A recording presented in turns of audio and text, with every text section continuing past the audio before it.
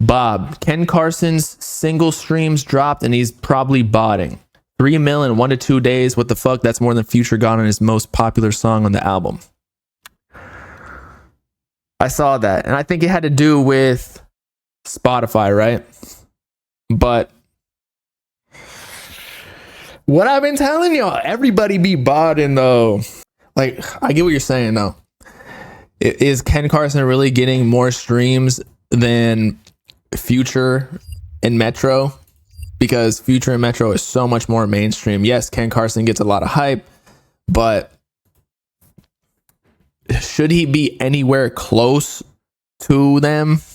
Probably not. But let's see. Ken Carson stats. There was something on Twitter that I saw today, this morning. Right here. Ken Carson overseas debuts at number 57 on the daily global Spotify chart with 2 million streams on April 12th. That was yesterday. Ken Carson's first song to appear on the global chart. Its top debut. So it looks like this is the most successful song that Ken Carson has ever had, right? If it's his first song to appear on the global chart.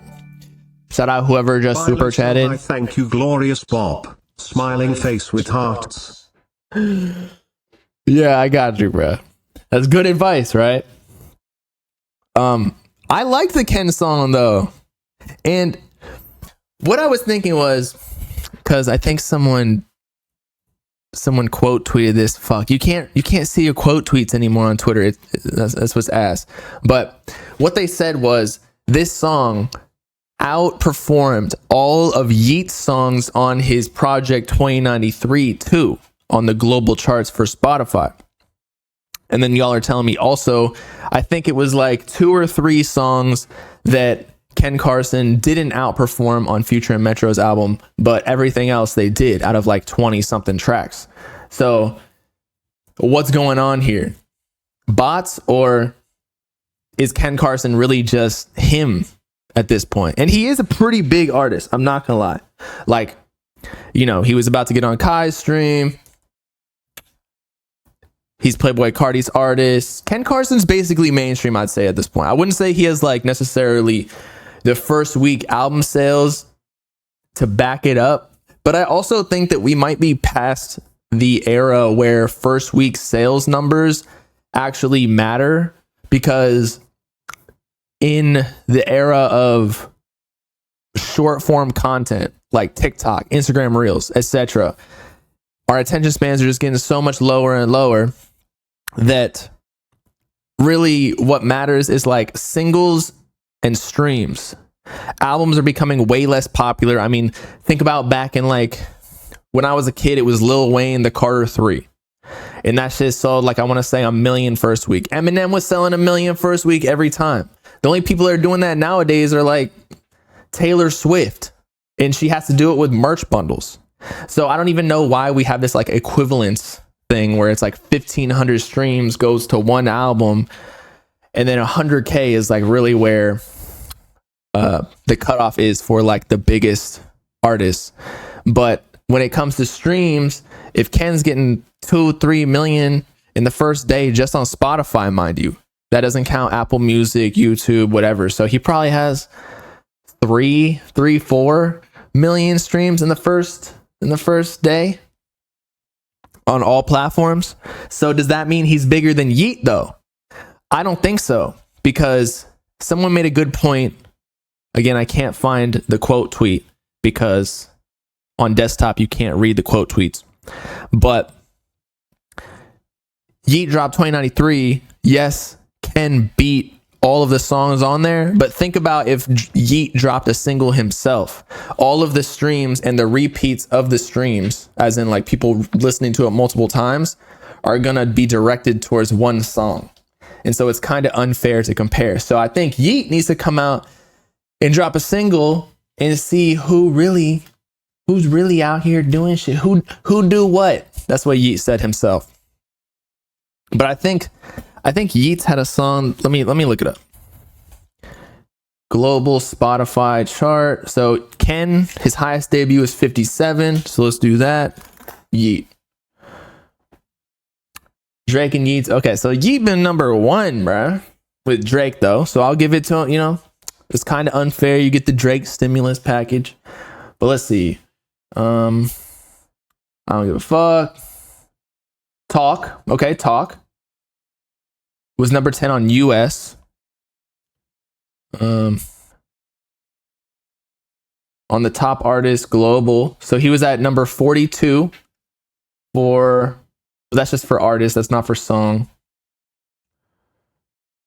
So it looks like he's only really been there on for I Don't Give a Fuck. So does that mean that Yeat is bigger? No, here. Psycho CEO debuts at number 64 on the daily global Spotify chart. And that was the first song on 2093. So that's going to get like a majority of the streams. And it's 1.9. But the thing is, again, it's a whole album. So it's on 2093, which is a whole album. So it's not going to get like repeated streams, or at least as much as Ken Carson's single. Yeat's second largest daily stream peak behind I Don't Give a Fuck, 7.6. So again, does this mean that Ken Carson is bigger than Yeat at this point? Because they're beefing right now.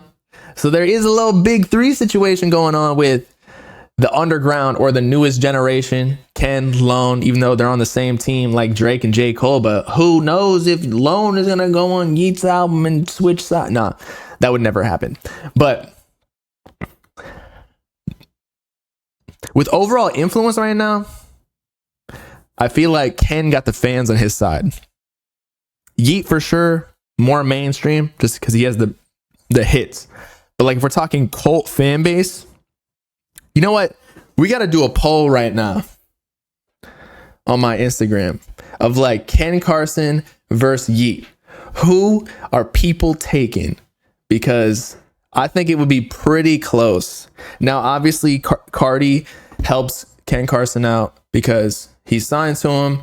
And then I got a lot of Cardi fans on my Instagram page. Y'all know this. So it might be a little bit skewed or biased. But Yeat kind of came up in like the same Cardi lane as well after a whole lot of red. People were saying he was the next Cardi. There are a lot of similarities between like the memes and his fan base.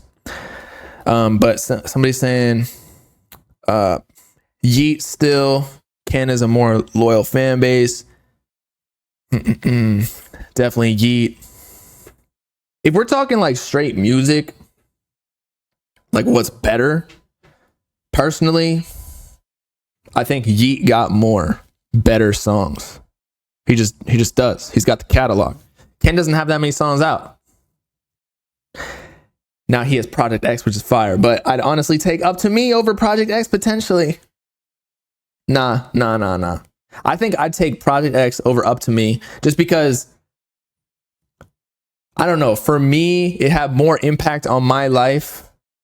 Although it's definitely close. Up to Me has so many hits. Like, objectively, I would understand if someone said Up to Me over Project X. So I'm not calling y'all crazy for disagreeing with me. But then every other project like X or A Great Chaos, I'm taking Yeat's projects like Life and Afterlife and Two Alive over those. I'm sorry. Ken hasn't been number one yet. I don't think Yeat's been number one either yet. I think he had a number 2 with I Don't Give a Fuck in the US on Billboard. And then I think he lost to Kanye to get the number 1 on his last album, 2093 too. So that little diss you just tried to throw in the chat, technically it goes for Yeat too. Lifestyle gonna change everything. We shall see, man. This is his deciding moment. Is Yeat here to stay?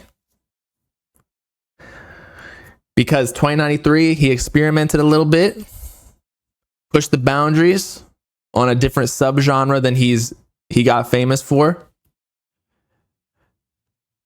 And it kind of missed a little bit. At least I'm not talking about me.